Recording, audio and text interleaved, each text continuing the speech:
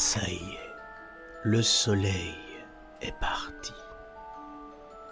Il ne baigne plus la terre des mortels de sa douce et chaude lumière.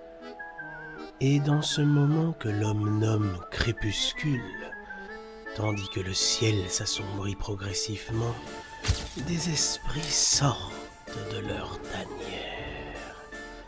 À cet instant précis, entre le jour et la nuit, quand l'œil humain a du mal à distinguer les formes et les couleurs, ces apparitions étranges commencent à rôder auprès des mortels.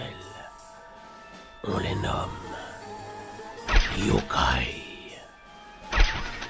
Les yokai ne sont pas des dieux, non. Ce sont des monstres.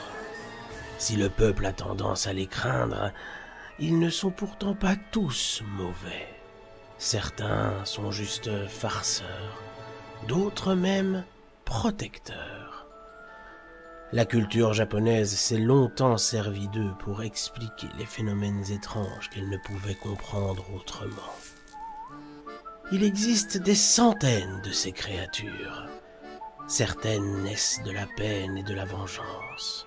Une femme trompée, un paysan moqué, un objet délaissé, un renard tué par un chasseur. Ces événements peuvent donner naissance à un yokai.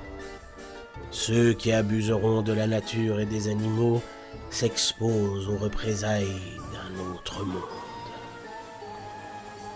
Malgré tout, parfois, ce sont de pauvres innocents qui subissent le courroux de ces bêtes. Car une fois que le mal est lâché sur terre, il peut atteindre n'importe qui. Certains d'entre eux ont une forme humaine ou animale. Certains animaux et même certains objets peuvent se transformer en yokai lorsqu'ils deviennent très vieux ou si on les abandonne. Ceux-là existent alors dans les deux mondes, le nôtre et le leur. Découvrons ensemble l'univers fascinant des yokai.